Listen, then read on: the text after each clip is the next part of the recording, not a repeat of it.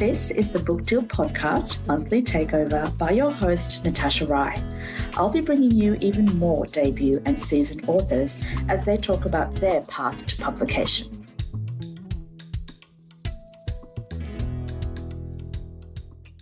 The Book Deal Podcast acknowledges the traditional owners of the land and waters which it's recorded on and pays respect to their elders past, present and emerging.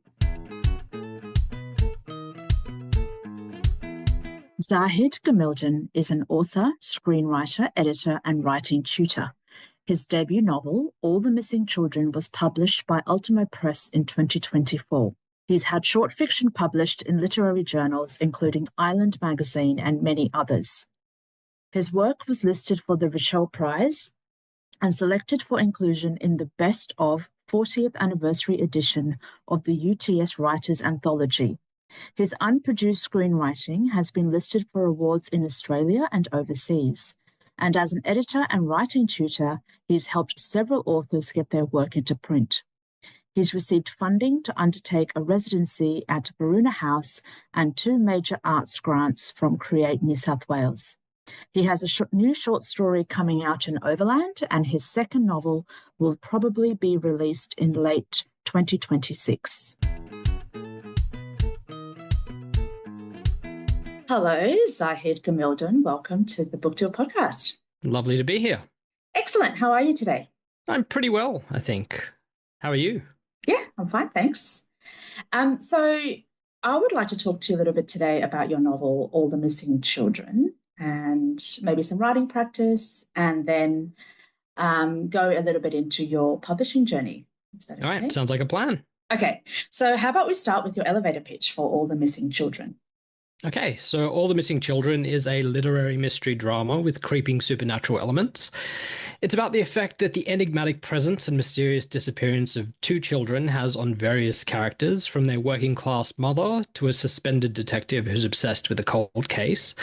And while these characters' stories unfold, as we get further and further from the children's lived experience, the novel provides clues that help the reader answer the question, what happened to the children? Awesome. That was a great pitch. Thank you. I practiced it. So I've read it, so I know how phenomenally good it is. Thank you.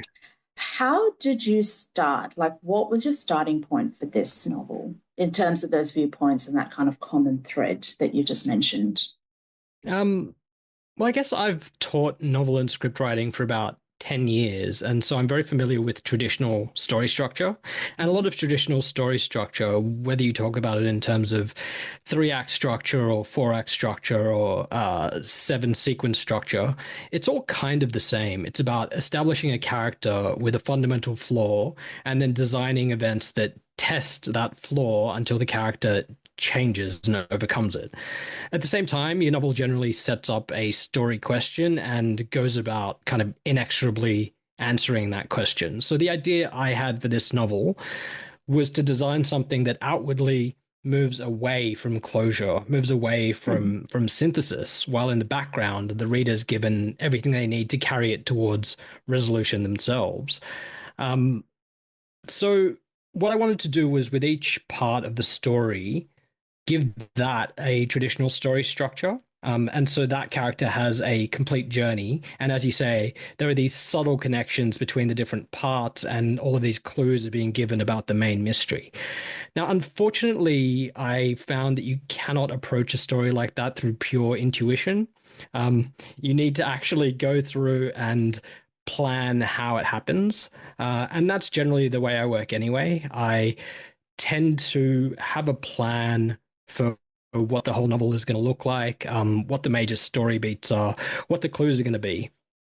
But at the same time, I try and leave myself enough room to be able to get down to the page and make discoveries and play and follow my intuition. So the way I approached it was to plan it enough so that I knew what had to happen, but still leave myself room for creativity. Okay, that sounds great. So I do have some questions for you around your teaching, but as you've mentioned it already, we might as well get to it now. So for people who are listening who might not be familiar, can you tell us a little bit about what a 3-act structure is? A three act structure, broadly speaking, the three acts would be setup, complication, and payoff.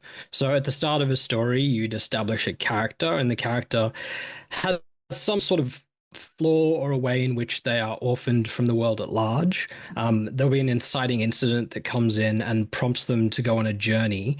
And then you have this kind of dialectical relationship that's set up between the events and the character, where the character tries to persist with going on living in accordance with their flaw, but the world is telling them that they need to live in a different way. And you put pressure on that all through Act Two. Act Three generally is the climax and resolution, where they have to, in some high stakes situation, overcome their flaw and act in accordance with the way the world has been arguing that they should act for the entirety of Act Two. Does that make sense? Yes, it does. And what would be a 7-act structure? You said 7-act 2, right? Oh, I mean that now that gets more complicated. But basically, you'd be breaking a 3-act structure up into further pieces. So you'd have the opening would be the prison or orphan section. Then you'd have a moment of high tension that makes the character aware of what the stakes are if they continue to act in accordance with their flaw. You'd have a midpoint where something happens that is basically like a climax in the middle of the story. And your story kind of has that sort of structure to it. And that is what forces the character to begin to change. After that, you have a sort of surrender or all is lost point. Then you get into the climax and resolution. Yeah, so that kind of draws out the 3-act into a bit more detail. Into more detail. So in All the Missing Children, your inciting incident is the children going missing. That's right. Yeah, that's the inciting incident for the entire thing. And that the inciting incident generally sets up the main question that the reader is going to be thinking about the whole way, which is, what happened to these kids?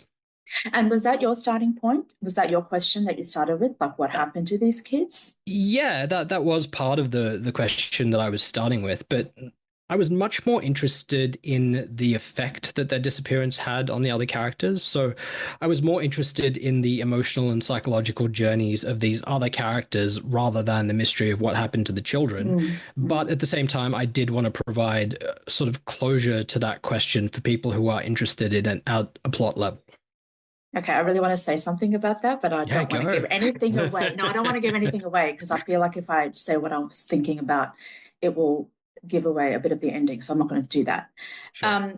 And so you also mentioned, and I like to get specific because we have quite a mix of listeners, and sometimes we not forget, but we're not, it's good to pitch it in a way that people understand what we mean. So you also mentioned story beats. Story beats. Yeah. Can you say a little bit about what that is? Story beats can be large or small. I guess when I'm talking about story beats, I'm mainly referring to the major plot points within the novel. Okay. And these major plot points help drive the action forward. They help drive the action forward, but they work in conjunction with the character's journey. So action and character shouldn't really be thought of as two separate things. They have to be intertwined if you want to create a satisfying story structure. And that is a top tip already. Okay, so coming back to your novel then, you had this question about the impact of these missing children on these characters, and you've got 4 different characters. And so how did each come to you? Like, was it over time? Did you kind of have very strong ideas about who and when? Well, the first part of this novel that I actually wrote was part 4. And so I had that kind of set down and I knew the most about that part. And which is, just to clarify, that's the character of Nira? That's the character of Nira. So she's a city lawyer who's retired to spend her time on a country farm. But I did think about the characters in relation to each other, and that's kind of how it came about. So Eileen is in some ways a mirror image of Nira, Eileen being the character in part 1, who's the mother of these children. And so because they're a mirror, there's a sort of natural story that arises from that. But what I also wanted to do was draw characters that are broadly representative of a community. So the characters are drawn from different socioeconomic backgrounds, they're from different classes, they have different ethnicities. And so what you get is a kind of portrait of how far-reaching the disappearance of these children is in relation to the public consciousness. Mm. Yeah, and that really comes through. How long did it take you to write a draft? To write a draft? I don't know. It depends how you count, really. So, okay. so I began writing this early on. So this probably has some overlap with my publication journey in relation to this specific novel. So, I think it was like pre-pandemic, I had this idea that I could get a collection of short stories published because I had a number of short stories in print, and I thought it might be a good way to break into the publishing industry if I could get these short stories published. And on the basis of that, I got a meeting with a publisher, and the publisher said, I really like your short stories, but generally in Australia, what happens is you write a novel first, and once the novel comes out, then you're kind of allowed to publish this short story collection. And I thought, okay, that's interesting. So I pivoted towards writing this novel. And again, this reflects my lack of understanding of the publishing industry, but I thought if I have a standalone novella as a proof of concept for the novel, I could take that to a publisher and say, can you please give me some money to finish the rest of this novel? Dream. And so, yep. yeah, and I thought, oh, that'd be amazing, wouldn't it? And so I took that to an agent who had liked some of my work before, and he said, "Look, I love this. Where's the rest of this novel?" And I said, "I haven't written it. Do I have to?" And he said, "Well, yes. If you want to take it to a publisher, it's usually best to have an entire novel." And so I was working on it in a kind of piecemeal fashion while working on other things, and I had young children. The pandemic happened, so I was kind of working on it in the background over a period of maybe 3 years or something like that. And I was also doing screenwriting, and through my screenwriting, I met a producer, and she said, "Do you have any work that I could read because we're interested in it?" And I said, "Well, I have half a novel sitting around." And she said, "Oh, I'd love to read that." And so I gave that to her, and she followed up and said, "Oh, I love this half a novel that you've got. Can I read the other half?" And I said, "Well, do I have to write the other half?" And she said, "Well, yeah, you have to." So I went about, and she said, "How long would that take?" And I optimistically said, "Oh, probably just a couple of months for me to finish that." 6 months later, I had the novel complete, and I took it back to the agent who'd shown an interest, and I was very lucky that they were still interested and wanted to sign up the work, and they helped me with the deal with the producer for the TV show and also helped me find a publisher. So it sounds like your novel got interest from a TV connection before the publisher, because you're published with Ultimo Press, who Yes. eventually went on to publish the novel. That's pretty unusual. Yeah, that is pretty unusual. So I wasn't even sure that I wanted the agent to take it on at that time. I wanted the producer to be interested in that time because I felt that it would just put time pressure on me. But in the end, I think that was helpful because I'm not convinced that I would necessarily have finished the novel if I hadn't had the time pressure on me. We're going to come back to time a bit later. But seeing as we have gotten on to the subject of publication journey, so you sent me a message yesterday about what prompted you or inspired your first, I don't know, foray into writing. I did, yeah. I was thinking about the publication journey, and I was thinking back to my first attempt to write a novel, which happened when I was 8 years old, and I had read Judy Blume's Super Fudge and Tales of a Fourth Grade Nothing, and I thought, Excellent. I'd love to be able to do that, and so I started writing a novel, and really all I remember from that novel is that it had a lot of poo and vomit jokes. That was, Well, of course. yeah. I mean, that sounds like a cornerstone of any great novel. Pooh Yeah, and Waitrose. absolutely. Yeah. So that was my first foray. And I did make two other attempts to write a novel before this one, but this was my first What, actually since you were finished. 8? You Since mean? I was 8, I Okay, made right. two other attempts before writing All the Missing Children. Uh-huh. Um, although none of them were actually finished. I abandoned all of them. Okay. So we don't have to go year by year of your life, don't worry. But you're 8, you have a go at writing this novel, and then what happens? Like you go to school, high school, maybe Mhm. university. I know that you've trained or studied in something other than writing. Yeah, So at what point did you decide to have a, I guess, want of a better word, proper go? a proper go. Mm. Um, I had always planned to find my way back to writing. Hmm. But I think it was important to me to gain independence, I guess. And it's not, I don't come from wealth. And so I wanted to, get a degree, get a job, move out of home, all of those sorts of things. And so what I had always planned to do was work for a little while. And when I had, established myself, I guess, or given myself a bit of leeway financially, I would return to writing. And so my wife, who I met in law school, we'd both kind of worked as lawyers, and she came to me and said, "This law thing is really not for me. I think I want to be a doctor." And so I said, "Okay, that seems fair." And so she went and retrained as a doctor, and she's now a GP, and she's amazing. Um, and at some point, she said, "I'd like to do a stint in the country."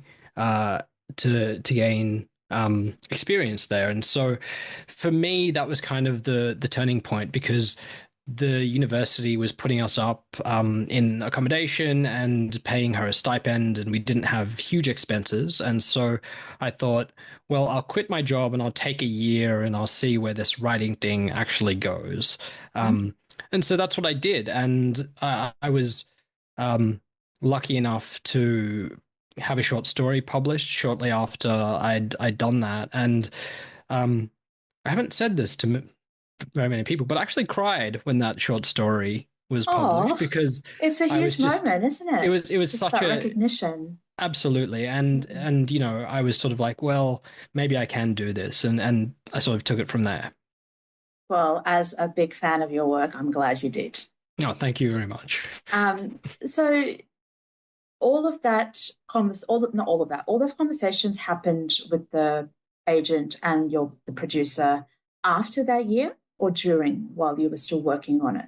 Oh, no, no, no. After which year, sorry? So that year that you're talking about where you lived in the country, did you start writing No, all no, the no, mis no. oh, sorry, you were No, writing something no. So else? I wrote short stories for quite a long period Ah, of okay, time right, got for it, got after it. that. Yeah. And it's how many years? Probably 4 or 5 years after that I started working on All the Missing Oh, Children. So the okay. 1 year that I was meant to take out turned into several years. But I was fortunate to get a job teaching creative writing, so I could do that while Yeah. working on my own projects. Ah, got it. Okay. And then in terms of teaching, you teach adults, is that right? Like I do, yeah. creative writing, like not children. Yep, yep. And it sounds like you do take what you know into your own work, like in terms of structure and the questions that you mentioned that you ask yourself when you're starting Mhm. a manuscript. Um, does it always impact your approach, what you teach to others, or do you kind of just go, oh well, I say this to my students, but I'll go do something else? There's probably a two-part kind of answer to that question because I do think understanding story structure is like incredibly useful for any writer, and Mm, I would mm. encourage all writers to gain an understanding of it. And to be honest, story structure is something that I don't even know if I fully understand it now, but I only understood well after I started teaching it. So when I was a student, I didn't quite get it, but when I started teaching it, I think I gained a far better grasp of it. And I think whether or not you want to follow story structure, challenge it, you know, uh, in some ways you're always interacting with it, and knowing the ways in which you're interacting with it can be really helpful if you're putting together a novel. And a lot of the manuscripts that I see, and even some works in that I see that are in print, I tend to think, well, this might have been better if the writer had a deeper understanding of structure and how their work interacts with it. So I definitely take that part into my writing, but I don't necessarily follow traditional story structure, and I think that's evident with the book that I've written.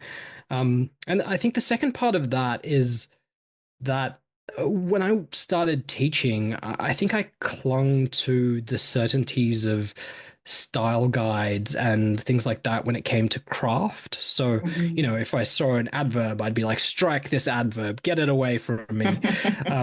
Or, if somebody used as a conjunction, I'd be like, no, I don't think so, my friend. But the longer you go on, the more you teach, the more you read, the more you understand that there are almost an infinite number of ways in which to write well. And you become more relaxed about those sort of craft things as you go along. So you start focusing less on the technical aspects of craft and what you're teaching people, and more on how the prose and the story, how those elements land with an intelligent, literate, engaged reader.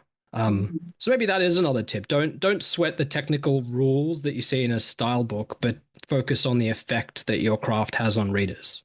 There is a balance though, because I think some emerging writers, depending on who they're talking to or where they're getting their lessons, I guess, from, get told that they can't break the rules, right? That you have to follow the rules, and then once you're established, whatever that means, you can break them. But also at the same time, when you look at what's winning prizes, even especially unpublished manuscript, more and more manuscripts that take risks are being awarded those prizes. I'm not asking you your take on that. I guess I'm asking, if somebody does want to break the rules in some way, what would be your advice to them about how they could do that?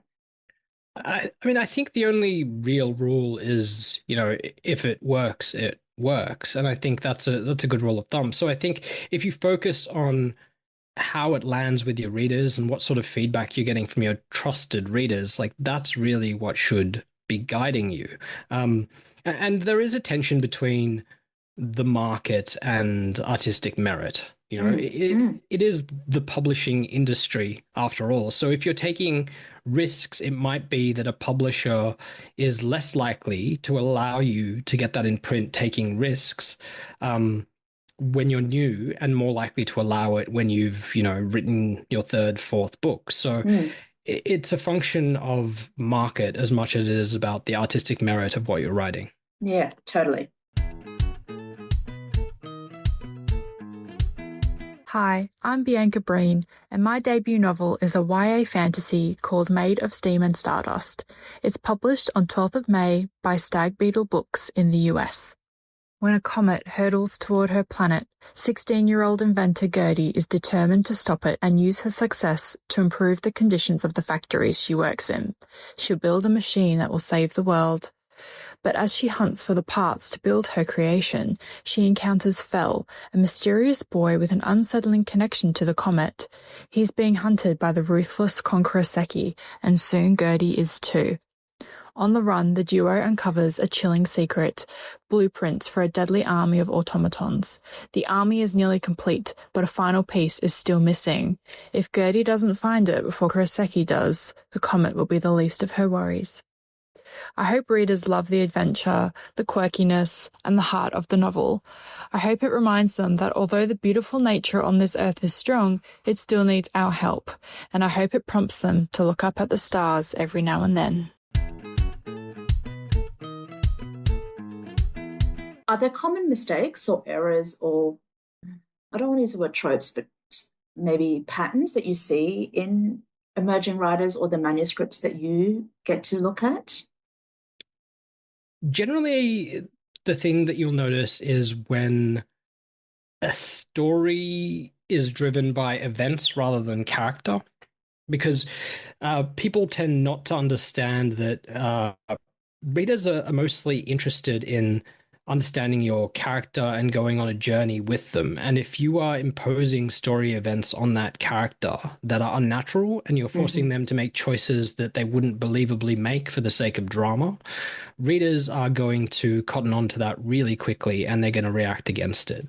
So I think that's one of the major mistakes that emerging writers make that you see in a lot of manuscripts. And maybe that comes out of a sense of wanting to rush, writers not being patient with themselves and their work, because especially when you're young and you're trying to get into print, you think you have to do it tomorrow. Whereas the truth is, when you start out, there's going to be a gap, as Ira Glass says, between what you're writing and the sort of literature that you might enjoy reading. And the only way to close that gap is to spend time on it, to practice your craft, to keep writing.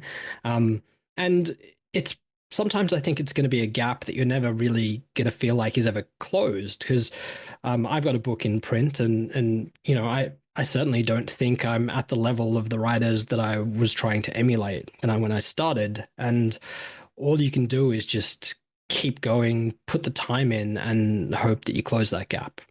Totally. Excellent advice.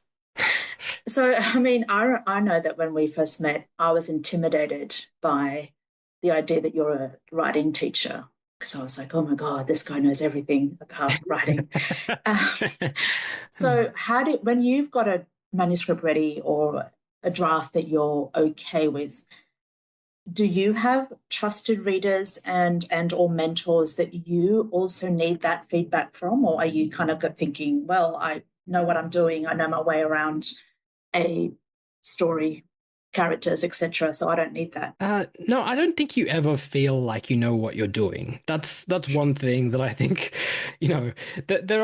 there's that famous quote where it's like, writing is a craft in which we're all apprentices and in which none of us become a master. And I think that's true. I don't think anyone can write the perfect novel or know everything. You're constantly learning, you're constantly improving. So yes, I have a lot of self-doubt about my work, and I'm constantly talking to my wife, Kirsty, and I go to her and I say, I think I might be a bad writer.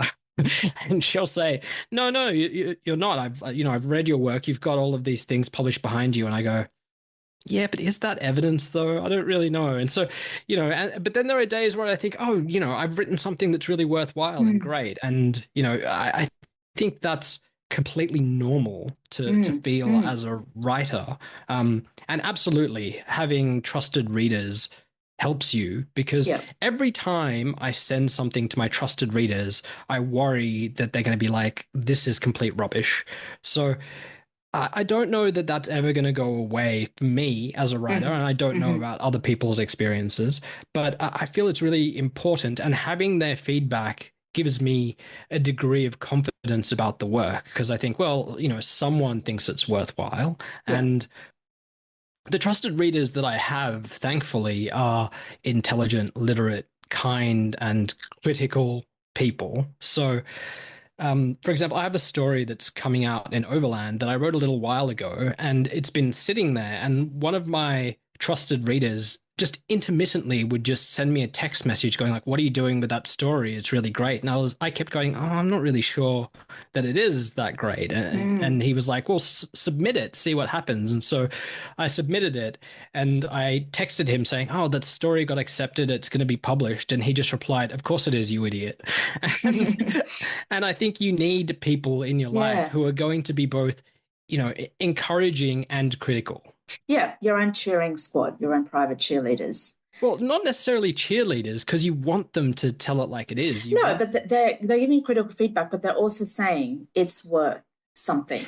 That's right. Of a good enough standard and a quality. And if it's not there, they're cheering you on to say, keep working on it, right? Yeah, and telling you the ways in which you can improve it. I think that's important. Exactly. And it's important as well, I think, to have people around you who are not just family or spouses, because they are supposed to say they love it and they're supposed to say that you're good, right? That's right. Yeah, I've exactly. actually told this story before, but I when Kirsty reads my work, I do this terrible thing, which is that I watch her as she's reading it. Oh my God, that poor woman. She absolutely hates it because of course she hates it. Yeah. So now she kind of withdraws to somewhere else to read it and then comes back and gives me the feedback on it.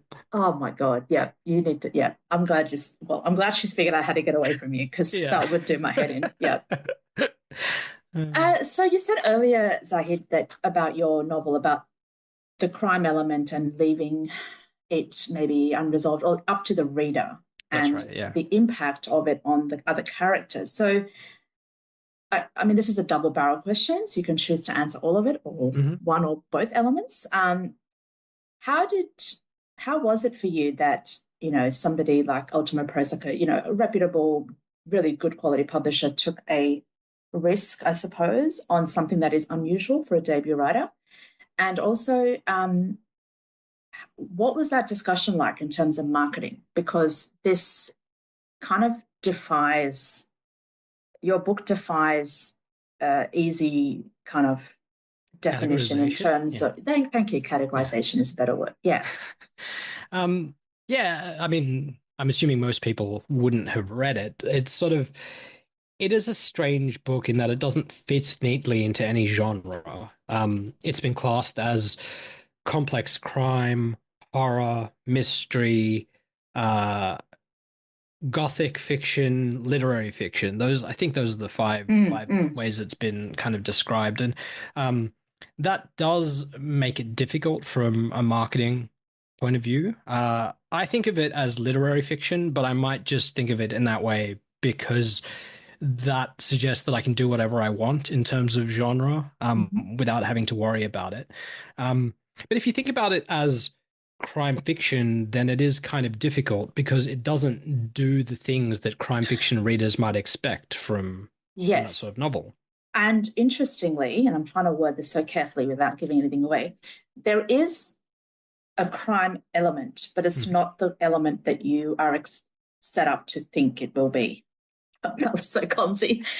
So what I mean, I'm talking about Omar, and that's all I'm going to say, that there is a crime. His is a more, I guess, traditional crime story, but you find out very quickly that he's not investigating the thing you think he's investigating. Yeah, so, structurally, that was the gambit for that section. And it's the way in which it plays with crime fiction structure, in the sense that you think the question that's been set up is one thing, but the question that is answered by the end of that is a different one. And I was hoping that people were willing to go along with that for the crime fiction section.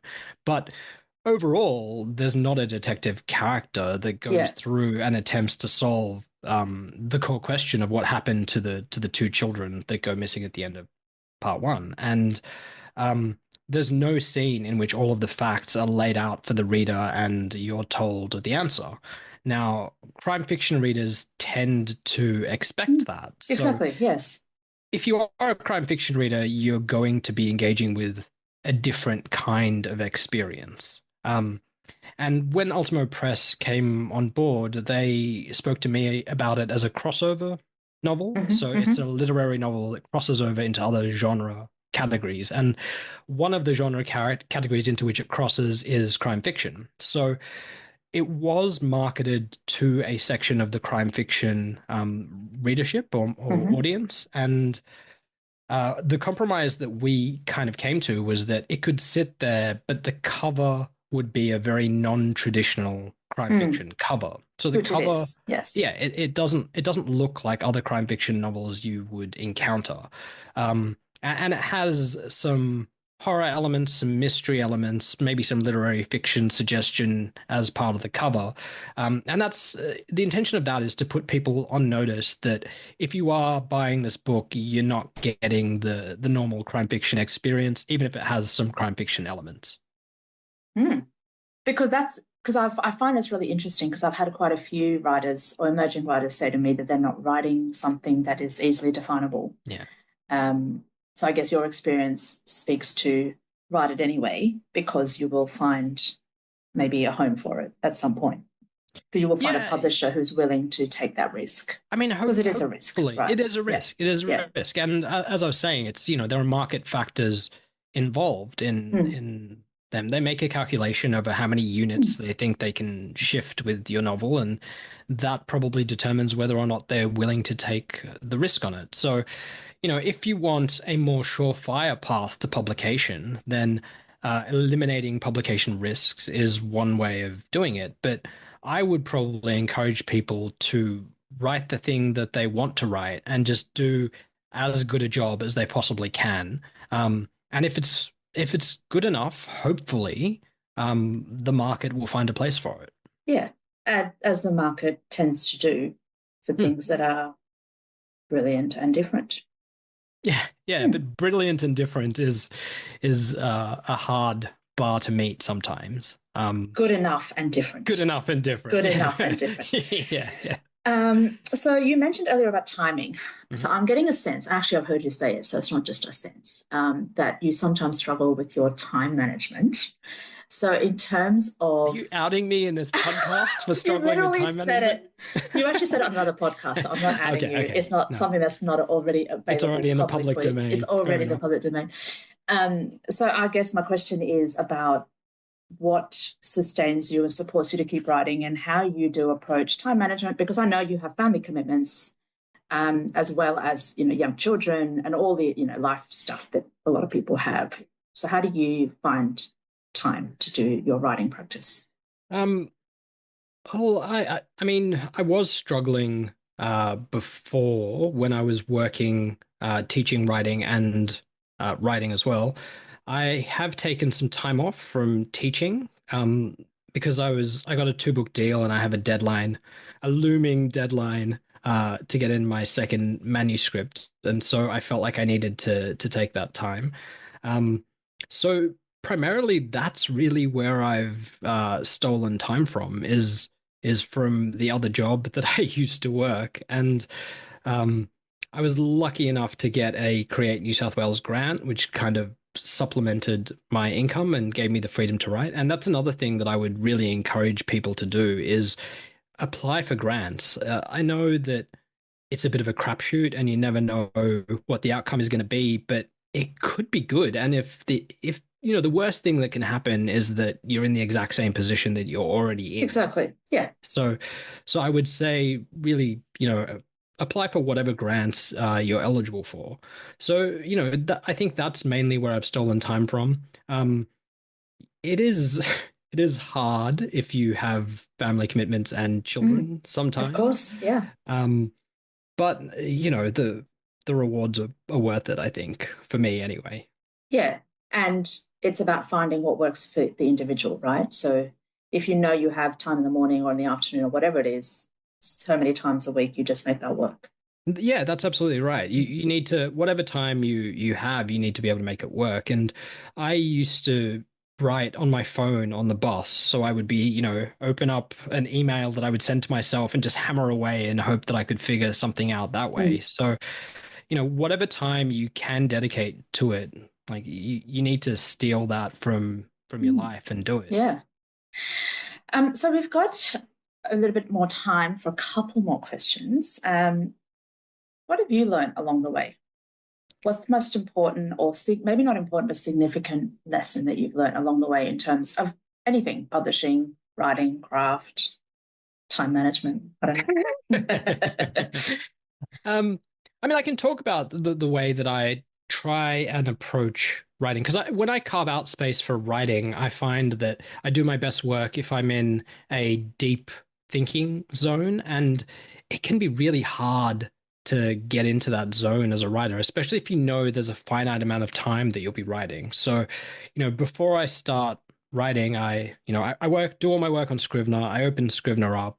I'll do some breathing to get me into the zone, and I put on binaural beats and I put my headphones on, so I have this kind of thing going, and then I know that that's a signal to me that this time is the time that I'm going to spend writing. And so I think creating some sort of not necessarily ritual, but something you do that suggests like this is my time to write, and that's what I'm going to be doing for this period can be really helpful. Um, in terms of what else have I learned? Well, I think and I said this on a panel that I was on with you earlier, but the Australian writing and publishing industry is really small. So, that's good and bad.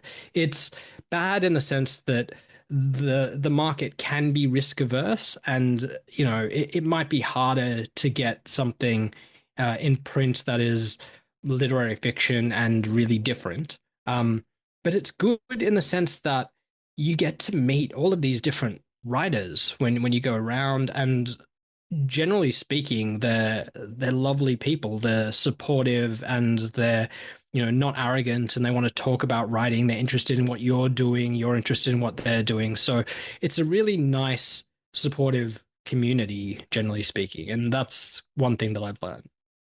Totally, definitely, wholeheartedly agree. And in terms of that practice that you mentioned, getting like almost a ritual to start, is for you, does that only work when you're at home, like in your private space? Or can you do that, I don't know, in a library or a cafe, or does it have to be kind of like a quiet, empty, private space?